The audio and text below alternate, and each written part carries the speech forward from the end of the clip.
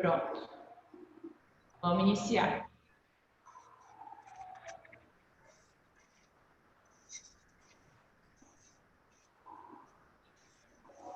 Deixa eu só admitir o pessoal. Então, vamos lá, vamos iniciar. Ok? Avaliação neurológica. Vocês já tiveram uma disciplina chamada avaliação em fisioterapia, que vocês viram um pouquinho de avaliação neurológica. Vocês tiveram uma noção. Então, a gente viu reflexos, a gente viu algumas coisas voltadas para o paciente neurológico, a gente viu a escala de Glasgow, certo? A gente viu o que os pacientes, como a avaliação neurológica no TI, o que eles podem estar fazendo uso, ok? A gente viu também nível de consciência, tá? Hoje, a gente vai ver um pouco mais aprofundado. Então, a gente vai compreender um pouco melhor, a gente vai aprender a fazer uma avaliação completa do paciente neurológico. Pai, tô te chamando. Opa! Só desliguem os áudios. Deixa eu ver. Já? Então, vamos lá. Toda avaliação, né, vocês aprenderam que a gente começa pela anamnese. Então, o que seria a anamnese? A anamnese, ela é o momento em que eu vou colher as informações.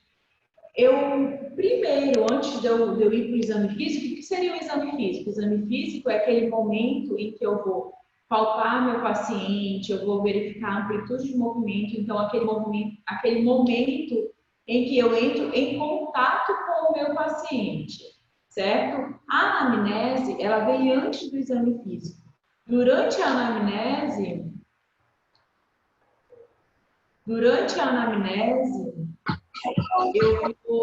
eu vou estar coletando as informações que eu vou precisar para direcionar o meu exame físico, ok? Então, o momento da anamnese é o momento em que eu vou conversar com o meu paciente, eu vou coletar informações.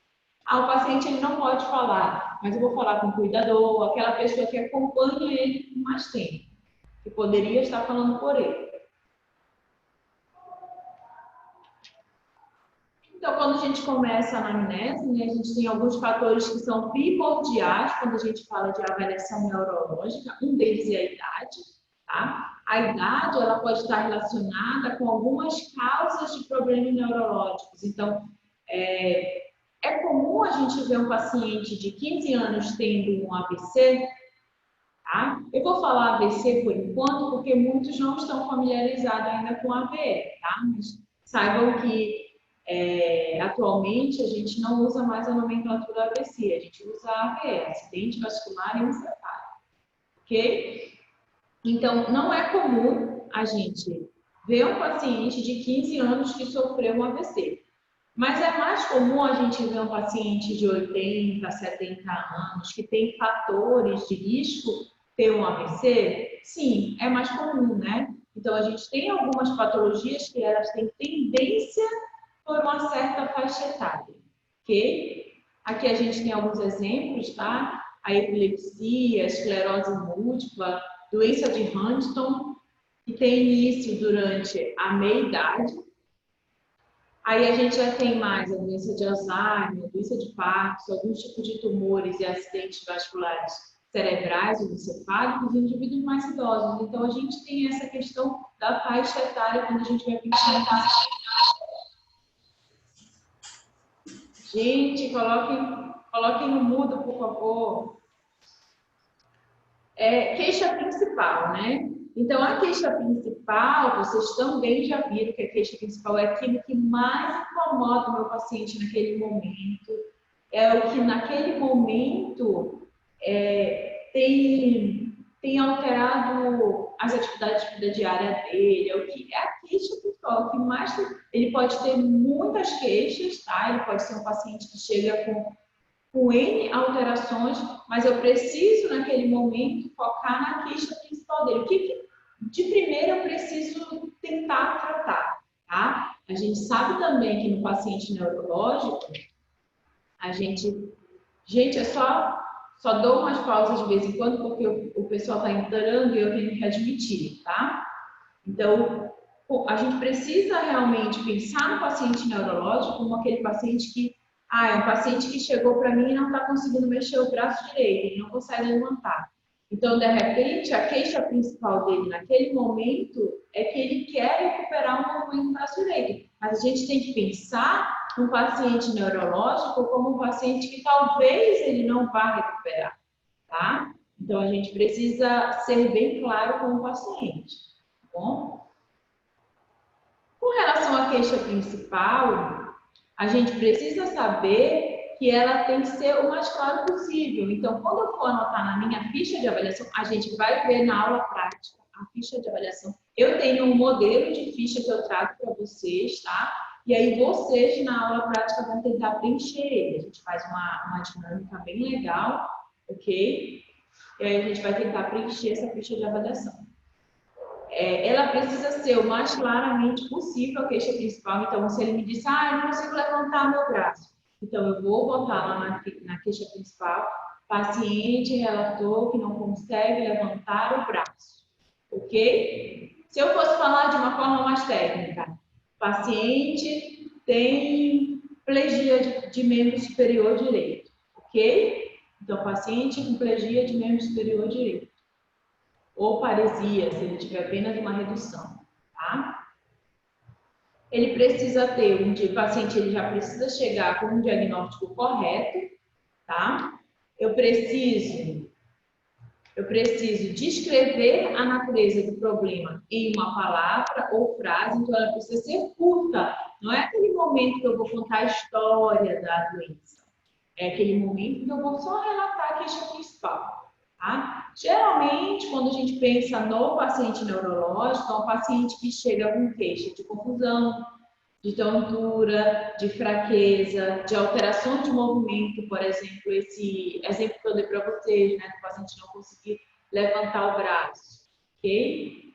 Queixas de dormência, visões turvas ou algum tipo de crises neurológicas. Tá? Então, geralmente, as nossas queixas principais, quando a gente pensa no paciente neurológico, elas vão permear por esse tipo de queixa. Mas aí também tem questão da dor, tá? Alteração de sensibilidade.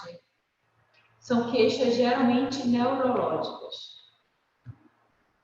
Como é que o meu paciente, eu vou pensar na queixa principal, que eu vou relatar alguns tipos de queixa principal para vocês. Então, o paciente, quando ele tem queixa de confusão mental, como é que ele vai ser relatado para mim? Relatado para o terapeuta, como é que ele vai ser relatado? Geralmente o paciente ele chega com quadros. Tá? Então, geralmente o paciente ele chega com quadros de distúrbios de memória, então ele chega falando, eu não consigo me lembrar onde eu deixei tal coisa, eu saio de casa, não consigo retornar, não é sempre, mas é de vez em quando.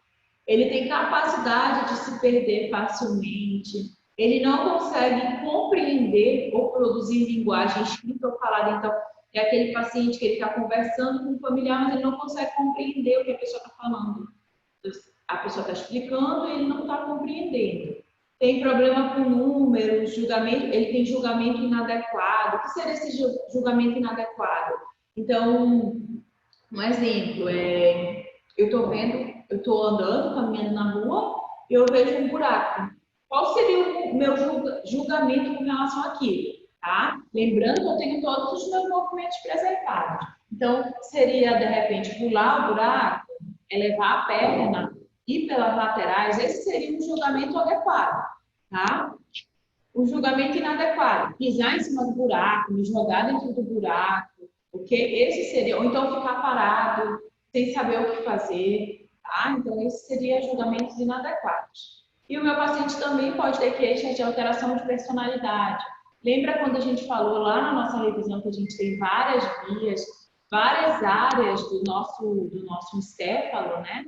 Nosso sistema nervoso, que são responsáveis por cada parte. Então, eu tenho uma parte motora, eu tenho uma parte sensitiva, eu tenho uma parte relacionada à fala, à cognição, ao pensamento, à memória. e eu tenho uma área também relacionada à personalidade, tá? Então, se de repente meu paciente ele está tendo alguma alteração, algum distúrbio na área da personalidade, ele é um paciente que vai começar a ter alteração de personalidade. Então, de repente, era um paciente calmo, se torna um paciente agressivo, tá? Era um paciente, a gente tem muito, né? Eu atendia muito quando eu atendia paciente neuropata, eu atendia muito paciente que os familiares eles relatavam, o meu pai ele nem chamava nome antes. E aí depois do AVC, né, depois da patologia, depois da disfunção, ele chamava nome, era respondão, não queria fazer a fisioterapia. Então eu tinha muito relato disso quando eu realizava os atendimentos.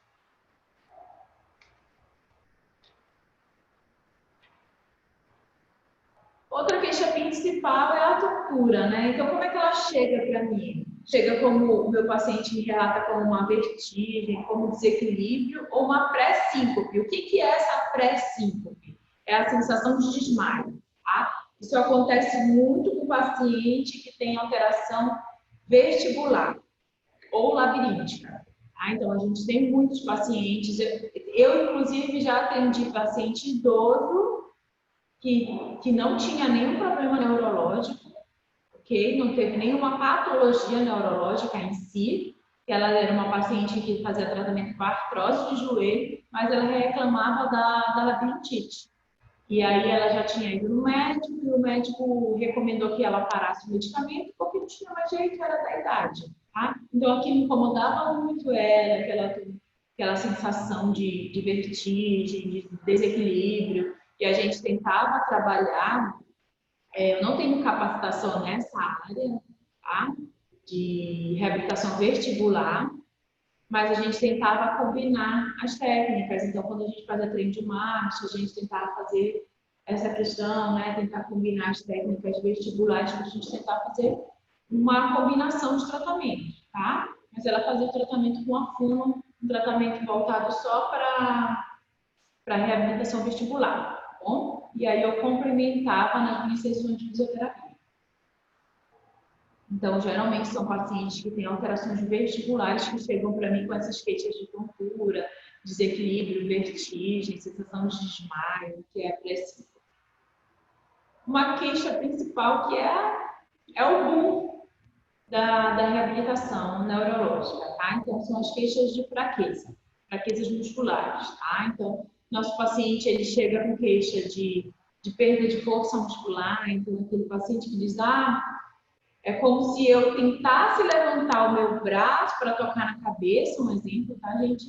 E não tivesse forças, tá? A gente vai ver mais lá na frente algumas patologias, as patologias neuropatias periféricas, vocês vão observar que o paciente ele vai perdendo força, tá? Então é muito comum esse tipo de queixa. Ou de distúrbios que vão afetar as vias motoras, no sistema nervoso central ou periférico, ou apenas no músculo esquelético. Então, são as patologias que eu falei para vocês, que elas vão alterar diretamente lá nas áreas centrais, tá? Ou então, de repente, uma neuropatia periférica, ok? O paciente ele também pode se queixar de fadiga generalizada, letargia. O que é essa letargia? É tudo lento, tá? Então, tudo que eu faço é lentificado. Se eu vou pegar esse mouse aqui, ó, a gente é lento, tenho uma letargia, eu vou fazendo tudo lentamente, tá? Ou então, simplesmente distúrbios sensoriais, que são as alterações de sensibilidade. Professora, mas as alterações de sensibilidade também podem me levar a uma fraqueza? Sim. A gente lembra que a gente tem duas vias, a gente tem uma via sensitiva e uma via motora. Uma via aferente, que é a via sensitiva, que vai me levar a informação até o meu córtex, e uma via eferente, que vai me trazer uma informação depois dela ter processado a informação que chegou lá, tá? Então, de repente, eu peguei nessa mesa e ela está gelada e eu quero retirar minha mão, tá? Então, eu tenho uma via aferente e uma via eferente, certo? Uma via sensorial e uma via motora.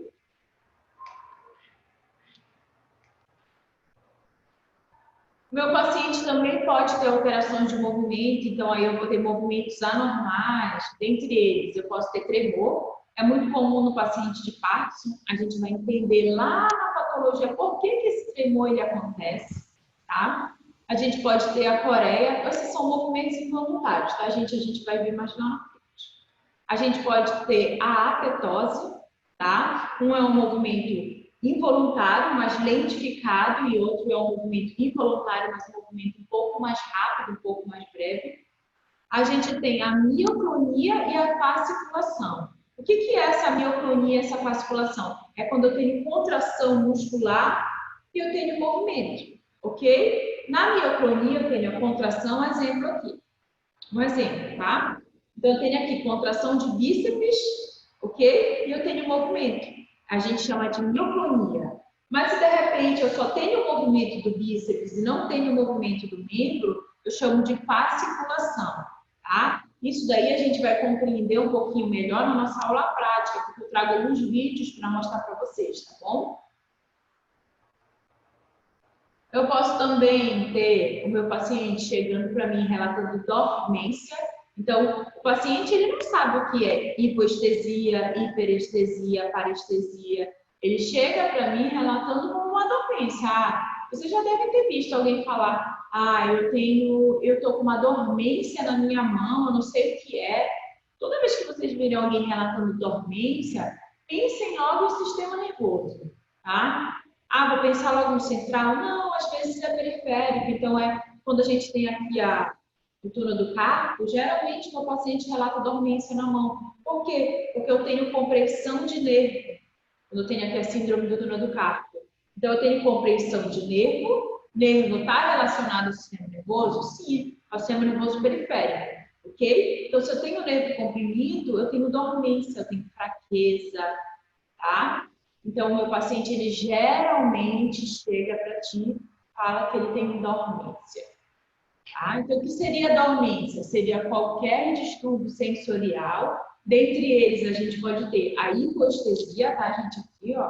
A hipoestesia é a diminuição da sensibilidade, ok? A gente pode ter a hiperestesia, que é o aumento da sensibilidade. E a gente pode ter a parestesia, que é uma sensibilidade diferenciada. Já viram aqueles formigamento? Quando a gente comprime algum nervo, assim, a gente começa a sentir aquele formigamento, a gente chama de parestesia, certo?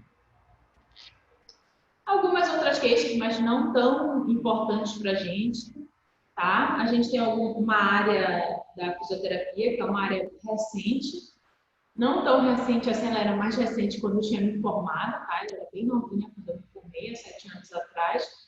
Mas assim, ainda considero ela recente, porque a gente tem poucas pessoas atuando nessa área, em Belém, ok? Que é a fisioterapia oftalmológica, tá? Então, aí a gente pode ter algumas queixas principais, que geralmente quem faz tratamento é o fisioterapeuta voltado para essa área oftalmológica, tá? Então, a gente tem a questão da visão turva, que é o paciente que apresenta diplopia, a gente vai ver, tá? Também tem imagem mostrando como é que esse paciente ele enxerga. A gente pode ter as oscilações oculares, então aquele olho que fica oscilando, tá? A gente também tem figura para isso, a gente tem vídeo que a gente vê na nossa aula prática. A gente tem paciente que tem redução da acuidade visual ou perda do campo visual. Muitos pacientes desses não vão recuperar, né, gente? Então, quando a gente pensa no paciente neurológico, a maioria não vai recuperar, ok? Alguns apresentam recuperação, quando a lesão ela não é definitiva, mas a maioria não, tá? O paciente também pode relatar algumas crises como queixa principal, né? Que são crises de paciente que tem crise de epilepsia ou paciente que tem síncope, que é o desmaio, ok? E aí a gente sai da nossa queixa principal e a gente vai falar um pouquinho da história da doença atual. O que é a história da doença atual? Na história da doença atual, é o momento em que eu vou anotar todo o relato, desde quando o meu paciente ele começou a sentir os sintomas até o momento atual que ele está naquele momento comigo, tá? Até o momento da avaliação dele, ok?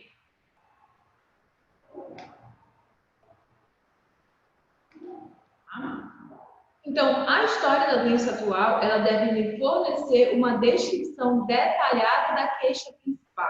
Então, se a queixa principal ela é uma anotação pequena, uma frase curta, a queixa principal ela vai me detalhar tudo isso. O que está me causando aquilo? Quando foi que começou os sintomas? Como que era a funcionalidade dele antes? Como que essa funcionalidade dele está agora? Ah, então, é na história da doença atual que eu vou ter toda essa trajetória da doença dele. Na história da doença atual, eu também vou precisar anotar a qualidade dos sintomas, tá? A gente vai discriminar toda essa parte dos sintomas lá na nossa aula prática, tá bom? Então, se esse meu paciente ele vai ter uma dor neuropática, o que é essa dor neuropática? É uma dor causada por uma compressão uma possível compressão de nervo, tá? Ó, vai resultar da lesão direta dos nervos, a gente chama de dor neuropática. Ela é muito comum em pacientes que têm neuropatia periférica, a gente vai ver na nossa próxima aula, ok? Então, quando eu tenho esse paciente, eu posso ter alguns distúrbios que a gente chama de disestesia, hiperalgesia, hiperestesia, alodínia, e isso tudo vai depender da gravidade dos sintomas, tá? Então, o que seria essa disestesia? É uma sensação diferente relacionada à sensibilidade. Hiperalgesia, algesia é dor, tá, gente? Então, quando eu tenho, toda vez que eu tiver uma palavra que estiver falando algesia, é relacionada à dor. Hiperalgesia é aumento da dor, tá? Hiperestesia, aumento da sensibilidade. Okay? Alodínia é uma sensação de sensibilidade diferente da que eu estou sentindo. Então, de repente, alguém só me dá um toquezinho e eu sinto dor. Tá? Então, é totalmente diferente do que eu estou vivenciando naquele momento, da sensação que eu estou vivenciando. E aí vai depender da gravidade da patologia, ok? Eu preciso também anotar a localização dos sintomas. Então, eu preciso localizar os sintomas do modo mais preciso possível. Vocês lembram que eu mostrei para vocês os dermátomos e os miótomos? Os dermátomos e os miótomos, eles são muito importantes. Por quê? Porque de acordo com a localização daquela alteração, a gente consegue diagnosticar aproximadamente aonde é que é a minha lesão. Qual é que é a raiz nervosa que está sendo alterada. Ok? Qual é o músculo, tá? Então, através da minha avaliação dos dermátomos, eu consigo localizar qual é a possível compressão que está ocorrendo ali. Tá? Qual é a raiz? É C1, é C2, é C3? É torácica? É lombar? É sacral? Ok? Eu preciso também de um diagnóstico anatômico, tá? Então, a gente volta de novo para a questão da localização, para que eu possa até mesmo identificar a causa. Tá? Então, de repente, eu tenho uma hérnia de disco lombar, eu vou ter alterações só em uma determinada região. Tá? Então, meu paciente chega com sintomas de alteração de sensibilidade, dor em uma determinada região, eu posso, inclusive, tentar identificar a raiz lombar que está sendo comprimida por aquela hérnia. Okay? Eu também preciso me atentar para a evolução temporal. Tá? Quando eu faço a anotação da minha história da doença atual, eu preciso pensar na minha evolução temporal. O que seria essa evolução temporal? De que forma a minha patologia ela foi se desenvolvendo ao longo do tempo. Então, foi uma patologia, porque a gente vai ver que a gente tem patologias que elas se desenvolvem de forma rápida e tem patologias que elas se desenvolvem de forma lenta, ok? Então, a gente precisa relatar essa evolução temporal na história da doença atual. Então, eu preciso anotar o momento que o problema começou. Então, quando foi que o paciente ele começou realmente a sentir esses sintomas? Esses sintomas, ele teve um início abrupto ou ele começou de forma insidiosa? Abrupta é assim, é de repente, tá? Insidiosa é sem o paciente nem notar, ok? A evolução, ela teve melhora, piora, exacerbação ou remissão? Como é que ele se comportou? Esse meu paciente, ele começou há 3 meses a apresentar os sintomas, tá? Aí depois parou e voltou de novo, ou não? Ele começou há 3 meses e esses sintomas só vieram piorando. Como é que ele se comportou? Tá? A evolução, os distúrbios episódicos, então, geralmente, o paciente que tem cefaleia é o paciente que apresenta convulsão, tá? Como é que foram esses distúrbios? Eles têm doenças que elas começam a apresentar os sintomas, elas têm uma pausa, tá, gente? Elas param e depois elas apresentam de novo, ok? Então, como é que foi? Foram sintomas episódicos ou não, tá? Geralmente são pacientes que têm cefaleias ou convulsões, mas a gente também tem patologias que elas têm uma pausa e depois elas retornam. A gente vai ver isso também quando a gente for falar mais das patologias. Ok? Tá? Aqui é um gráficozinho que mostra para vocês como é que a gente pode ter o comportamento de algumas doenças quando a gente fala de evolução temporal. Tá? Então, aqui a gente tem com relação à gravidade. Só abrir aqui, tá, gente? Ó, aqui nesse primeiro, a gente tem relacionado à gravidade, tá? Esse daqui, essa linha aqui é a linha que está me mostrando a gravidade. Então, aqui embaixo é como se tivesse uma gravidadezinha. E à medida que ela vai subindo, eu vou aumentando a gravidade, tá, gente? É como se começasse aqui no zero, e à medida que eu vou subindo, eu vou aumentando a gravidade, tá?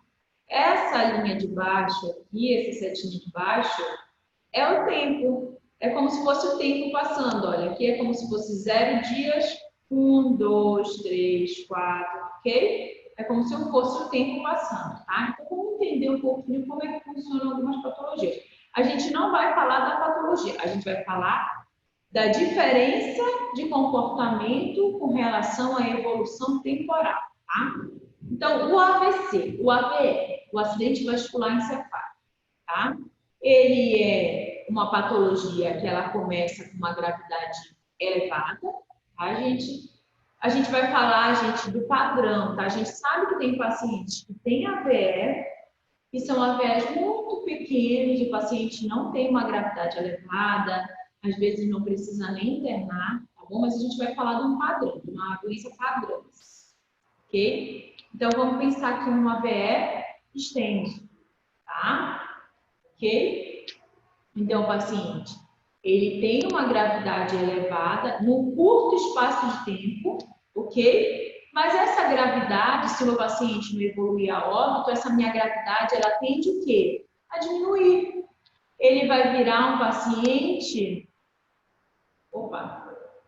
Ele vai virar um paciente crônico, tá? Então, a gravidade dele vai diminuir, ela não vai zerar, tá, gente? Porque um paciente com sequelas de AVE, de um AVE extenso, né, de médio a extenso, eu sempre vou ter um paciente que vai me requerer uns cuidados maiores, tá? Então, essa minha gravidade, ela nunca vai zerar, ok? Mas ela vai diminuir e eu vou ter meio que uma estabilização, ok? Então, eu vou ter aquele paciente que vai entrar na estabilidade, ele vai virar um paciente crônico, tá? Agora, vamos ver a doença de Alzheimer. Como é que funciona aqui? Uma doença de Alzheimer, tá? É um paciente que começa com uma gravidade bem pequena, tá? Então, não é um paciente assim, eu comecei a ter os sintomas do Alzheimer há uma semana e eu já estou grávida. Não, gente. É uma doença lenta, tá? Uma doença lenta e gradual. Então, a gravidade, ela lembre-se do padrão, tá, gente? Mas eu tive um vizinho que em um mês ele estava não lembrava mais de nada, ele já estava praticamente internado, tá? Não, vamos pensar no padrão, tá bom? Vamos pensar no geralzão. Então, aqui, uma gravidade baixa, tá? Só que essa gravidade, ela tende a aumentar com o tempo. À medida que a minha linha de tempo vai passando, a minha gravidade vai aumentando, tá bom? Ok? A tendência do paciente de Alzheimer é ele evoluindo gradualmente. Pode falar. Alguém quer falar? À medida que ele vai evoluindo, ele vai aumentando a gravidade, ele vai se tornando um paciente cada vez mais dependente, até se tornar um paciente acamado, certo? Eu atendi muito paciente de Alzheimer acamado, tá? Então, esse é o padrão da doença, ok? Aqui a gente tem a esclerose múltipla. Lembra que eu falei para vocês dos episódios, que a gente tinha algumas patologias que tinham episódios, ok? Então, a gente tem assim, um paciente com uma gravidade pequena, tá? Um paciente que começa a apresentar os sintomas, ele começa a ter alteração de sensibilidade, começa a ter distúrbios motores bem pequenos, tá? Mas aí ele vai aumentando a gravidade, ok? E depois ele vai melhorando. E aí ele passa um tempo sem ter nada, sem nenhum episódio novo, ok? Mas depois desse tempo de estabilidade aqui, ó, essa linha aqui contínua é uma estabilidade, tá? Depois desse tempo de estabilidade, ele volta de novo a ficar grave, ele volta de novo, e depois ele volta para a estabilidade. Mas o que a gente pode perceber aqui, ó? De novo aqui, tá, gente? Gravidade, estabiliza e retoma um período constante. Mas o que a gente pode perceber aqui? Que quando ele retorna, ele nunca retorna para o zero, ele nunca baixa, tá? Mesmo quando ele volta, ele sempre volta, sempre num patamar mais grave, ok? Tá? E aqui a gente tem as enxaquecas, epilepsias, não é muito a nossa área da fisioterapia, tá? Esse tipo de tratamento, ok? Aqui na enxaqueca a gente tem muito essa questão da disfunção de ATM, às vezes está relacionado, tá bom? Mas a gente não vai ver aqui na parte neurológica, tá? A gente tem alguns fatores precipitantes, exacerbantes e de alívio, tá? Que a gente precisa anotar na nossa história da doença atual. Professor, é muita coisa nessa história da doença atual. A gente precisa, né, realmente contar a história do nosso paciente, a história da doença dele, de quando tudo começou, tá bom? O que seriam esses fatores precipitantes? São fatores que o meu paciente já viu que vai agravar os sintomas dele, ou que vai iniciar, na verdade, os fatores precipitantes, vamos pensar só nos precipitantes e não nos exacerbantes, tá? Os precipitantes, eles vão iniciar os sintomas, tá? É aquilo que o paciente já percebeu que faz com que inicie os sintomas dele, ok? De repente é um paciente, vamos pensar um paciente simples, um paciente de hérnia lombar. Ele já percebeu que se ele fizer um movimento de flexão de tronco, por exemplo, tá, gente? Se ele for abaixar um certo movimento para pegar alguma coisa, ele vai começar a sentir dor na região lombar. Então, esse é um fator precipitante. Por que isso é importante? Porque no nosso atendimento, nas nossas condutas, a gente vai precisar evitar, pelo menos no começo, esses fatores precipitantes, tá? Como é que a gente consegue perceber? Como é que o meu paciente, ele me relata eles? Através da observação e experimentação, tá? Os exacerbantes já são os que vão piorar os meus sintomas. Quando eu tenho os fatores exacerbantes, são aqueles fatores que... Então, qual é a diferença entre o precipitante e o exacerbante? O precipitante, ele vai iniciar um paciente que não está com sintoma e ele vai iniciar os sintomas. E o exacerbante não, é um paciente que já está com sintoma, mas um sintoma leve, e ele vai piorar, ok? E os de alívio são os fatores que vão impedir os sintomas e vão fornecer um alívio para o meu paciente, tá? Esses daí são os que a gente vai valorizar no começo da nossa terapia, ok? Sintomas associados, tá? Sintomas associados, eles vão ajudar no diagnóstico, seja ele diagnóstico anatômico ou etiológico, tá? Então, é aquilo que eu falei para vocês dos dermatomos, então, é observar a localização, se eu tenho ali uma anatomia para me ajudar, né, etiologia, ou então saber ao certo se tem alguma compressão de raiz, de onde que ela está saindo. E aí a gente sai da história da doença atual, a gente vai para a história da doença pregressa, tá?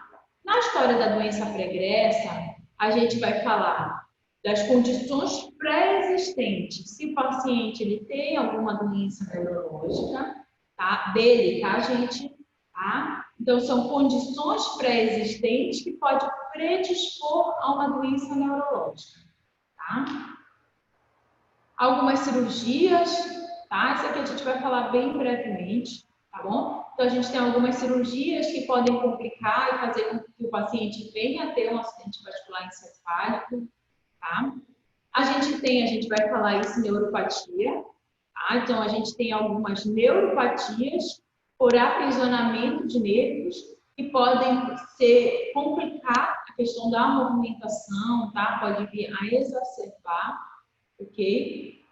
A gente tem, esse não é muito importante para a gente, tá? Então, a gente tem algumas histórias obstétricas que podem vir a estar causando alguma compressão de nervo. Durante a gravidez, durante a gestação, tem algumas mulheres que têm compressões de nervos periféricos, tá? Então, a gente tem muitas mulheres com alterações relacionadas à lombocetalgia, cetalgia, ok? Só que, assim, algumas mulheres, quando têm um bebê após o parto, a tendência é a regressão, né? Mas tem algumas mulheres que ainda continuam sentindo dor, ok? Medicações, esse é importante, tá? Então, medicações. A gente tem uma variedade de medicamentos, tá? Eu sei que eu não conheço todos os efeitos adversos dos medicamentos, provavelmente vocês também não, né? Tá? Mas é muito importante a gente saber quais medicamentos o nosso paciente está fazendo uso, principalmente se o uso for longo e contínuo. E aí a gente pesquisar um pouquinho sobre as reações adversas, tá? Por quê? Porque esses medicamentos, eles tendem a causar efeitos neurológicos adversos, principalmente medicamento que é feito a longo prazo, tá? Um exemplo, eu tinha uma paciente, eu atendi ela, acho que foi em 2018, se não me engano, 2017, tá? Era uma paciente paraplégica que estava fazendo tratamento comigo, tá? Na verdade, ela era uma paciente paraplégica, ela estava fazendo fortalecimento de membro superior comigo, mas também estava tratando uma neuropatia periférica que apareceu nela, tá? Ela nem precisava tanto de fisioterapia, tanto que ela ficou comigo, eu acredito que ela ficou comigo 4 meses. Foi 4 meses que ela ficou comigo para tratar essa neuropatia periférica.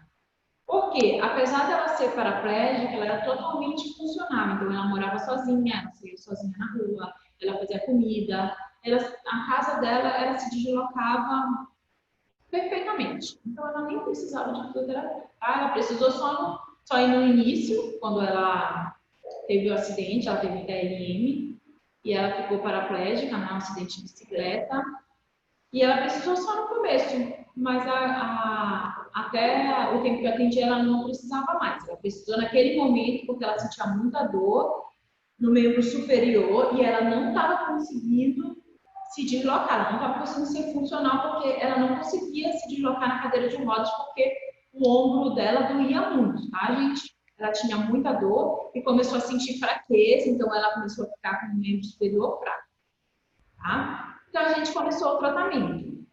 E aí a gente fazia muita mobilização neural, a gente fazia fortalecimento. E aí eu fui percebendo que ela melhorava na hora, mas depois, quando eu retornava, eu atendia ela 2 vezes por semana, tá? E aí, quando eu retornava na residência dela, nessa época eu trabalhava no home care, e eu retornava na residência dela, ela já estava com dor de novo. Aquilo, a gente não estava conseguindo evoluir, a gente não estava conseguindo melhorar. E aí eu fui ver os medicamentos dela. E aí, quando a gente viu, tinha um medicamento que ela estava tomando já há 6 meses, que era para combater uma infecção, uma osteomielite no fêmur. E aí esse medicamento, a longo prazo, ele tinha como reação adversa, uma das reações adversas, a neuropatia periférica, tá? Então, a gente conseguiu que ela marcasse com o médico dela, ela estava 6 meses fazendo tratamento, o tratamento estava surtindo efeito, né? E aí ela marcou com o médico dela e a gente conseguiu trocar o medicamento. Ela conseguiu trocar o medicamento dela. E aí ela ainda sentia, né? Ainda sentia dor, alteração de sensibilidade, formigamento, fraqueza. E aí a gente precisou fazer mais um mês de fisioterapia e a gente conseguiu recuperar, tá?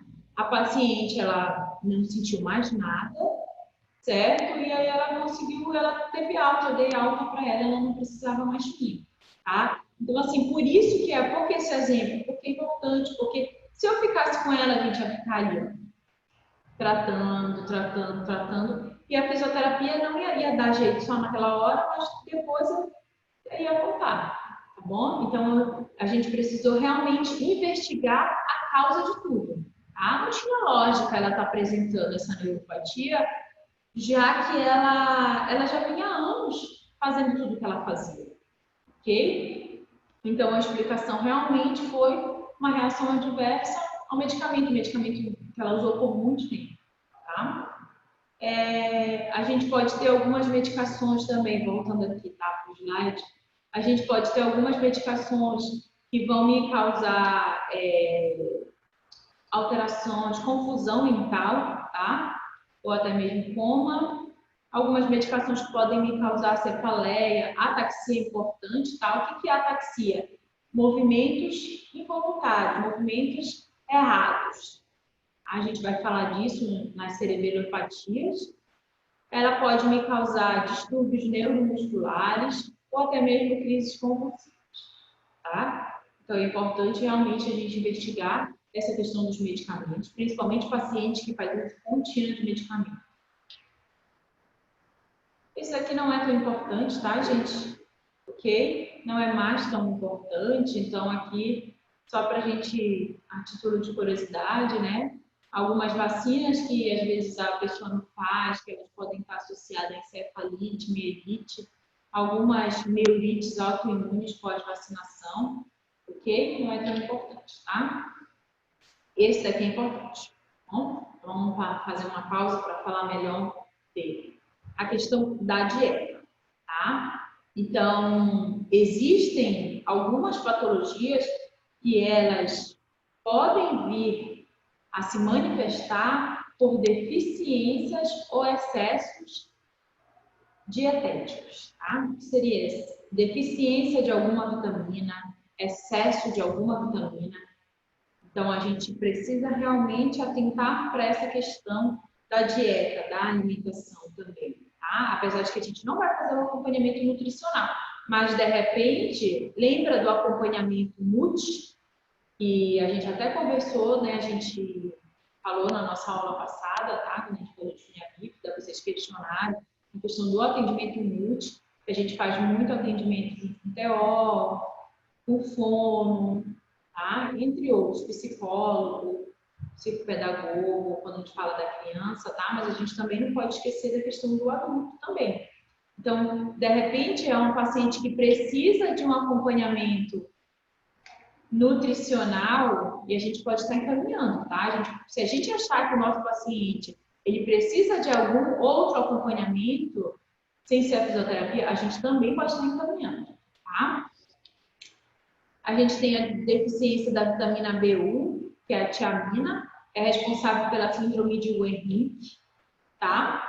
A gente tem a deficiência da vitamina B3, que é niacina, que pode causar pelágia. O consumo excessivo de gorduras, que a gente já sabe que é um fator de risco para o AVE, ok? Aqui eu também tive uma paciente, era uma paciente de ataxia. Eu vou relembrar de novo quando a gente for falar lá em ataxia, tá? Mas só fazendo resumo. Assim. Ela fez acompanhamento, ela não era genética, tá? Geralmente a gente tem cunho genético para ataxia. Eu tinha um outro que era genético, o pai dele tinha, e ele também também teve, né? Ela não, ela era uma deficiência de vitamina. E aí ela fez tratamento, fez acompanhamento, até que ela descobriu que era uma alteração no organismo dela, não metabolizava a vitamina. Tá? Então ela só veio, ela não teve mais como regredir, ela não teve mais como curar o que ela já tinha de doença, mas ela teve como evitar que a doença avançasse mais, tá bom? Foi quando ela descobriu que era uma alteração de vitamina no corpo dela, ok? E aí a gente tem o uso de álcool, tabaco e outras drogas, a gente sabe, né, que o uso dessas substâncias pode vir a favorecer algum tipo de doença neurológica, tá? E aí a gente tem o histórico familiar. Quando a gente fala de neuro, a gente tem uma influência hereditária muito grande. A gente tem algumas patologias que têm o cunho, a gente puxa a questão hereditária, tá? Mas assim, a pessoa ela vai herdar 100%? Nem sempre, tá bom? Mas a gente sabe que tem todo um histórico familiar, tá? Só um instantinho, gente.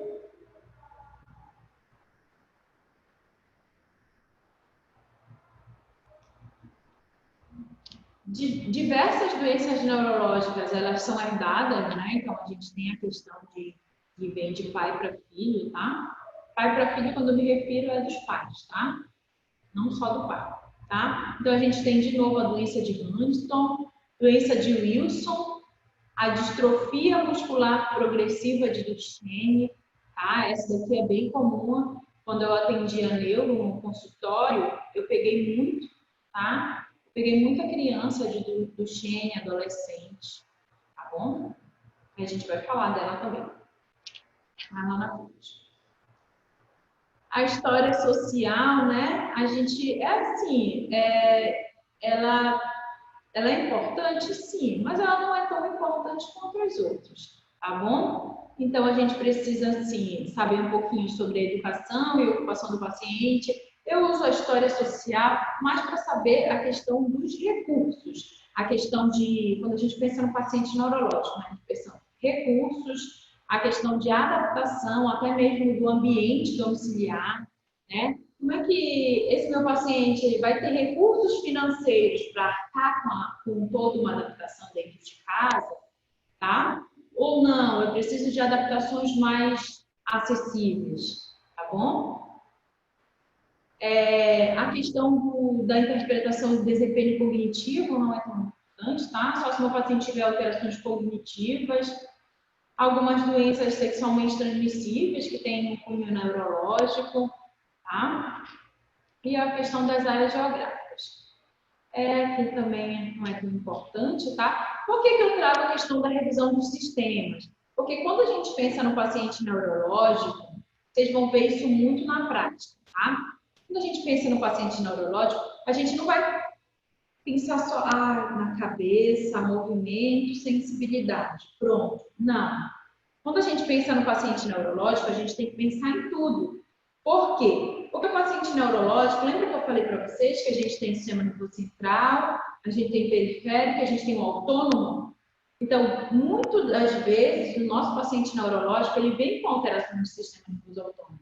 E aí eu tenho paciente com alteração de bexiga, eu tenho paciente com alterações sexuais, eu tenho paciente com alterações cardíacas, pulmonares, tá? Então eu tenho todos os sistemas praticamente podem estar envolvidos. Não quer dizer que ele vai estar, mas ele pode estar envolvido, tá? Então por isso que eu trago essa questão da revisão dos sistemas, a questão do sistema imunológico, né?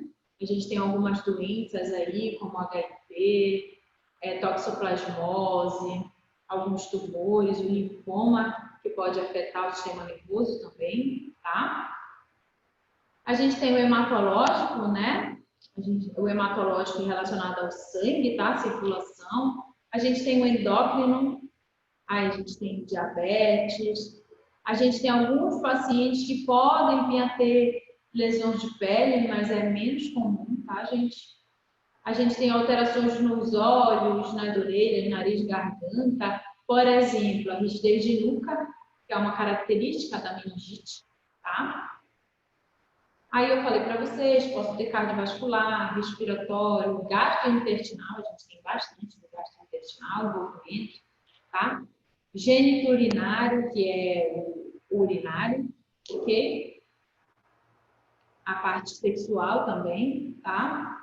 E aí a gente tem os nossos grandões, né? Que são o músculo esquelético, ok? A gente pode ter o psiquiátrico também, o paciente pode vir a ter psicose, depressão, lembra que eu falei? Depende da área que está. De repente foi uma área lá no encéfalo, lá no meu sistema nervoso, relacionado à psicose, à depressão, tá? Essas alterações de personalidade, ok? E aí a gente termina a nossa anamnese. A gente vai prosseguir aqui, deixa eu só ver até onde a gente vai. Gente, a gente terminou a anamnese. Deixa eu dar uma pausa aqui na gravação. Obrigado, olha, já ia ficar a aula metade de fora, tá? Vamos lá, deixa eu ver se está gravando, né? Tá. Só colocar o pessoal de volta aqui, pronto. Então, a gente saiu da anamnese, tá? A gente precisou detalhar parte por parte, a gente viu isso, a gente viu lá em avaliação de fisioterapia, tá, gente? E aí, aqui a gente viu detalhado para a parte neurológica, tá bom? Então, agora a gente vai para o exame físico geral, tá? E na quinta-feira a gente vai falar do exame físico neurológico. No exame físico geral, é tudo que a gente já faz, tá? É tudo que a gente vê no nosso paciente, sem ser neurológico, no nosso paciente geral, usando, tá? Então, eu preciso avaliar os sinais vitais do meu paciente, sim, tá? Por quê? Principalmente se for um paciente que já teve um AVC, tá? Ok? Então, é um paciente que chega para mim na clínica, eu preciso verificar os sinais vitais. O que seriam os sinais vitais? Pressão arterial, frequência cardíaca, frequência respiratória, pode ser a saturação, tá bom? Mas eu preciso estar atento porque eu preciso saber se esse meu paciente ele tem condições de realmente realizar a fisioterapia, tá? Ok? E eu preciso também saber ao final do atendimento se eu entreguei ele, se ele saiu da minha fisioterapia em condições de voltar para casa, ok? Tá? Em alguns pacientes, a elevação da pressão arterial, ela pode indicar hipertensão crônica, né? Principalmente pacientes que têm risco de AVC, tá? Algumas encefalopatias hipertensivas, aqui eu já falei, né? No acidente vascular isquêmico, a gente vai ver isso na nossa aula de AVC, tá? De EVM, ok? Em alguns pacientes, se a pressão ela diminui em 20 milímetros de mercúrio, tá? Milímetro de mercúrio aqui na sistólica ou 10 na diastólica, o paciente ele pode ser um paciente que tem hipotensão ortostática. É comum o paciente neurológico ter essa questão da hipotensão ortostática, tá, gente? Eu vou mostrar aqui para vocês na figurinha, tá? Então, eu tenho que saber qual é a melhor condição, se ele tem que fazer fisioterapia sentado, de preferência sentado, deitado ou em pé, tá? Então, eu devo tomar alguns cuidados. Se na posição do meu paciente,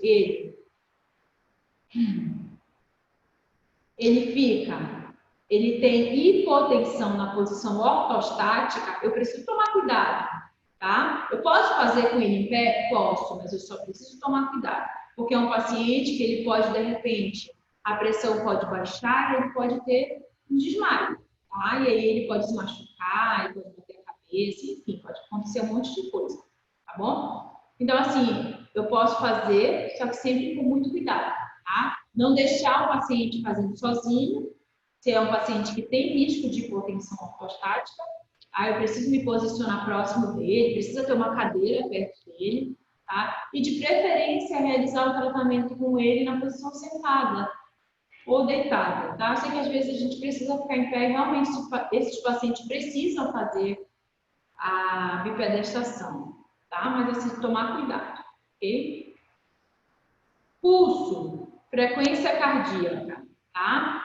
Então, um pulso rápido ou irregular Ele pode me demonstrar um paciente com fibrilação atrial, então, com um paciente que pode ter como causa um acidente vascular, tá? Então, são algumas patologias que eu preciso ficar em alerta, ok? O que seria esse pulso? A minha frequência cardíaca. Qual é o normal de frequência cardíaca?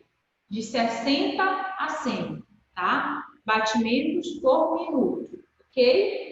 Ah, mas o meu paciente, ele deu 58. Eu não vou fazer nada, porque ele está com 58 de pulsação. Não, gente. 58 dá para fazer, tá? Ah, mas e se ele estiver com 105?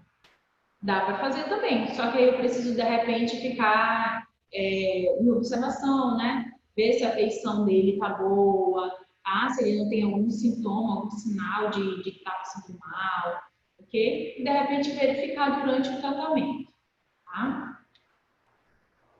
Frequência respiratória. O que é frequência respiratória? Quando as incursões respiratórias, né? E eu chamo de incursão respiratória a inspiração e a expiração. E aí eu conto uma, tá?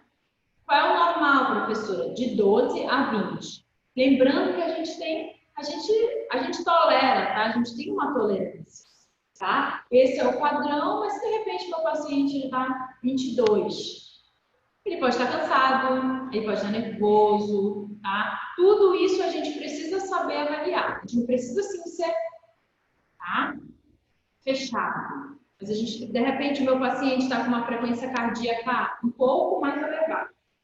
E aí ele veio muito rápido, ele está ansioso. Tudo isso a gente sabe que influencia. Os nossos sinais vitais, eles são influenciados, tá? Eles são influenciados pelos fatores psicológicos e também pelos fatores externos, do meio ambiente, tá bom? Então a gente precisa se atentar para isso. Então, se de repente eu fiquei na dúvida que possa ter sido um fator psicológico, nervosismo, não custa nada, né? Eu posso iniciar bem mais brando com ele. Se eu pretendia começar com ele pesadão, eu já começo com ele mais leve. E aí verifico os sinais vitais dele de novo e aí vejo se eu posso prosseguir ou não, tá bom? Frequência respiratória, né? Tá? Aí a gente tem ataque pinéico, que pode ser observado em alguns pacientes que têm encefalopatia hepática, tá? Alguns pacientes que têm intoxicação por fármacos, enfim, isso daqui não é tão importante para a gente, tá? Ataque em apneia, que também pode ser uma manifestação de doença neuromuscular afetando o diafragma. A gente sabe, né, que tem pacientes de AVE, pacientes de traumatismo raquimedular, que dependendo da lesão do AVE, né, dependendo da extensão da isquemia ou da hemorragia da lesão, tá? Dependendo da extensão da lesão, a gente pode ter alteração de diafragma, alteração da musculatura respiratória, e esse paciente ele pode ficar dependendo de aparelho respiratório, tá? A mesma coisa no traumatismo raquimedular. Quanto mais alta a lesão, mais alterações eu vou ter. E aí a gente tem as alterações respiratórias também, tá bom? A respiração de Chine-Stokes, que é uma respiração de paciente neurológico, tá? Então, como é que funciona essa respiração? O paciente, ele sai de uma apneia, tá? Isso daí eu vou mostrar para vocês essa respiração, tá bom?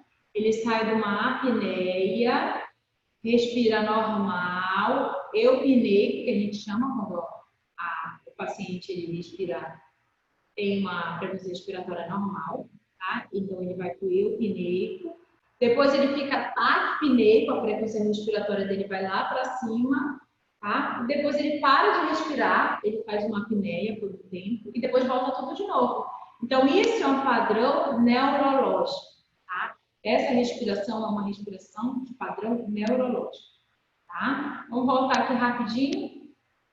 Quando o meu paciente ele tem uma pressão arterial, vamos só lembrar das nomenclaturas. Quando ele tem uma pressão arterial baixa, eu digo que ele é hipotenso, tá? Quando ele tem uma pressão arterial alta, eu digo que ele é hipertenso.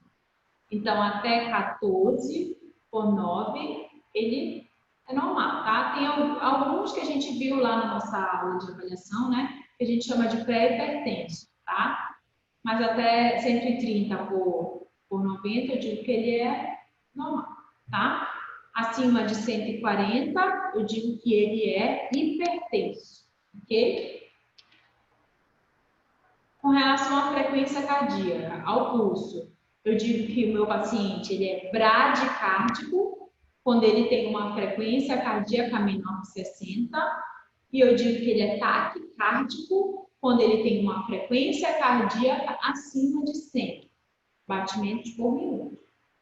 Frequência respiratória, eu digo que o meu paciente ele é bradipneico, quando ele tem uma frequência respiratória abaixo de 12, tá? E eu digo que ele é taquipneico quando ele tem uma frequência respiratória acima de 20, tá bom? Ok? E aí a gente tem temperatura, né? Temperatura não é tão importante assim pra gente, só para vocês conhecerem também, faz parte dos sinais vitais, tá? Talvez a temperatura, o que ela vai influenciar? Nas nossas condutas, tá bom? Então, assim, a gente, geralmente, se você for atender um paciente neuropata numa área hospitalar, então já tem lá, né, a temperatura dele já está verificada, ele é verificado por horário, e aí você vai lá na pranchetinha dele e olha, de repente é o paciente que está com febre, ele não pode realizar determinadas condutas. Tá? Então, a gente utiliza mais para o direcionamento das nossas condutas, tá bom? Aí a gente tem indicativo de algumas doenças também, tá? Só que a gente vai falar, eu não vou falar muito porque a gente vai falar mais lá na frente sobre a meningite, tá? Então, geralmente o paciente ele tem febre alta, algumas encefalites e a mielite, tudo inflamação, tá, gente? Ó, todos os ites, tá? Tudo infecção, tá? Infecção das meninges, do encéfalo e da medula, ok? Então, a gente vai ter um paciente aí com uma febre considerável, tá? A gente pode ter um paciente com hipotermia, em alguns casos, paciente por intoxicação por álcool ou por algum fármaco, paciente com hipoglicemia, encefalopatia hepática e Wernicke, síndrome de Wernicke, ou hipotireoidismo, tá? A gente também viu uma visita que a gente chegou a fazer semestre passado, antes da pandemia. Então, a gente viu um bebezinho, um PC, ele nasceu com uma alteração, uma parte que regula a questão da temperatura, e aí ele é uma paciente que tinha hipotermia. Então, ele precisava ficar enrolado numa manta o tempo todo, tá? Então, pode acontecer também nesses casos. A gente tem paciente com hipotermia. Na pele, o que a gente pode observar na pele, tá? Na pele, a gente pode observar as petequias, que são observadas em alguns casos de meningite, tá? Então, a gente tem essas manchas, ok? Que são as petequias. A gente pode ter também as equimoses, tá? Equimoses são áreas roxas, tá bom? Que podem surgir uma coagulopatia, não quer sair, tá? Então, pode surgir uma coagulopatia. O que seria isso? Sangue preso, tá? Então, a gente vê aquela área roxa. Aí, a gente tem como causa hemorragia intracerebral, paraespinhal. A gente pode ter endocardite bacteriana também, tá? E a gente vai ter casos de hemorragias subungueais, que são esses casos aqui, tá? Debaixo da unha. Nódulos de Osler, esse pontinho aqui. É muito comum a gente ver em paciente de AVE, tá? Esses nódulozinhos aqui, ó. Tá? Quando a gente vai atender o paciente, a gente observa esses nódulozinhos. E as lesões de Janeway, tá? Então, a gente pode observar aqui, ok? Tá? Uma equimose no dedão. E a cabeça, os olhos, orelha e pescoço. O que a gente pode ver? Tá? Na cabeça, a gente pode ter revelação de sinal de traumatismo. Então, de repente, você está ali na rua, passando e teve um acidente. Tá? E aí o paciente caiu, aí você vai correr lá, deixa que eu vou. Eu vou, que eu sou da área da saúde, eu tive aula de urgência e emergência, eu vou lá olhar o paciente. Tá? Então, ninguém pega nele. Quando eu observo, vocês vão ver na figurinha que eu vou mostrar para vocês, vocês vão olhar no olho, tá? Atrás da orelha. Então, vocês vão observar se não tem sinais neurológicos, que esse meu paciente ele pode ter tido, de repente, um traumatismo grave na cabeça, tá? Então, são sinais. E aí a gente tem o sinal de Butler, o hematoma periorbital, a otorreia, tá? Que é a saída de líquido da orelha, e a rinorreia, que é a saída de líquido do nariz, tá bom? Tá? Esse daqui é o sinal de Butler, tá? Que a gente chama também popularmente de olho de guaxinim. Se vocês forem ver paciente neurológico, tá? Se a gente for ver em paciente neurológico, a gente vai observar, tá? Paciente que às vezes está na UTI. Geralmente o paciente teve um TCE grave, tá bom? E a gente observa esse hematoma aqui nessa região, tá? E aqui, aqui é o hematoma periorbital, tá, gente? Esse aqui é o sinal de Butler, tá? Ok? Aqui é o hematoma periorbital, olho de guaxinim, tá? Esse aqui é o sinal de Butler, tá? Então, a gente olha atrás da orelha do paciente e a gente vai observar essa mancha, né? Uma mancha roxeada, avermelhada, tá bom? Também é indicativo de TCE, geralmente pacientes mais graves, tá? E aí a gente tem os olhos, tá? Que a gente pode observar anéis pigmentados nas córneas. Geralmente a gente tem uma doença chamada doença de Wilson, tá? A gente tem as hemorragias retinianas, as manchas de Hot. É muito comum em paciente que tem endocardite bacteriana, em alguns pacientes com AVE a gente também observa, tá? E a exoftalmia, que é aqueles olhos esbugalhados, tá? Então, aqui nesse primeiro, a gente observa os anéis pigmentados, vocês estão vendo aqui, ó? Isso não é o normal, tá, gente? O normal é a gente ver uma córnea de cor castanhada, depende da cor do olho do meu paciente, tá? Do meu indivíduo. E aí, a gente vê esses anéis pigmentados, tá? Meio esbranquiçados. Aqui a gente tem uma hemorragia, ó, tá? Que a gente chama de manchas de morte. E aqui, para mostrar uma exoftalmia, né? Às vezes a gente tem aquele paciente com o olho esbugalhado, ok? Na orelha, né? A gente pode observar uma opacidade, um abaulamento, tá? Geralmente é o médico que olha lá com o otoscópio e aí ele vai ver nessa região, tá? Geralmente é observado em pacientes com meningite bacteriana. Alguns sinais no pescoço que vão me indicar, sinal todo mundo já conhece, né? É padrão. Isso. Pede para o paciente encostar o queixo no externo, tá? E aí vai lá, tá? E vai observar se não tem rigidez na nuca. Todo mundo sabe se é característico de meningite. Mas a gente vai ver lá na frente, quando a gente for falar de meningite, a gente vai entender por quê, tá? Então, rigidez na nuca, né? Que a gente pode ter também como sinal de Brudzinski. A gente também vai ver meningite. Movimento lateral restrito de pescoço, tá? Pode acompanhar uma espondilose cervical, a gente vai ver quando a gente for falar de hérnia. A gente fala de espondilose também. E alguma ausculta no pescoço, que pode me revelar um sopro carotídeo indicativo de um AVE, tá bom? Ok? Aqui é o sinal de Brudzinski. Eu peço para o meu paciente deitado, né?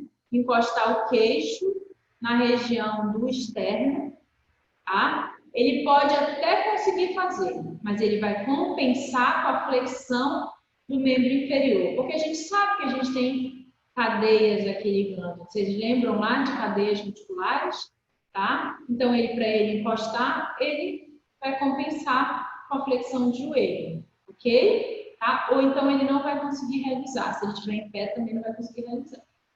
Esse é o sinal de Brudzinski, tá? E aí a gente tem o tórax e a região cardiovascular como exame físico, né? A gente pode observar sinal de fraqueza do músculo respiratório. Tudo isso eu falei para vocês, né? Quando a gente tem paciente neurológico, a gente também pode ter alterações de musculatura respiratória, tá? Alguns murmúrios cardíacos que podem estar associados a sequelas neurológicas, mas é menos comum, tá? Extremidades e costas, a gente tem o sinal de Kearney, tá? Então, indicativo de meningite, a gente vai ver esse daqui em meningite, tá, gente? Então, o paciente que não vai conseguir fazer por conta das cadeias musculares, a gente vai ter o sinal de Kerner positivo. Elevação da perna reta, o sinal de Lazeg positivo. Geralmente, comprometimento de hérnia, L4-S2. Tá? Hérnia de disco, compressão de nervo, ok? Dor localizada com percussão da coluna, pode ser sinal de infecção vertebral, epidural. A gente vai aprender a percutir a coluna vertebral, tá? E aí a gente pode ter algum indicativo de alguma infecção também. Olha o sinal de Kerner aqui, tá? A gente vai ver melhor em meningite, tá? Eu tento fazer flexão, o meu joelho não vou conseguir, tá? Aqui é o Lazeg, tá, gente? Ok? E aí meu paciente vai me relatar dor, indicativo de hérnia, tá? Ou lombociatalgia, compressão de nervo ciático. Meu paciente vai me relatar dor local com irradiação para membro inferior, tá? Esse daqui é encurtamento muscular de flexor, ok? Tá? Então a gente vai parar por aqui e a gente vai começar na nossa próxima aula exame neurológico, tá? Deixa eu abrir aqui. Deixa eu interromper aqui a gravação. Ok? Só um instantinho que não está aparecendo. Apareceu.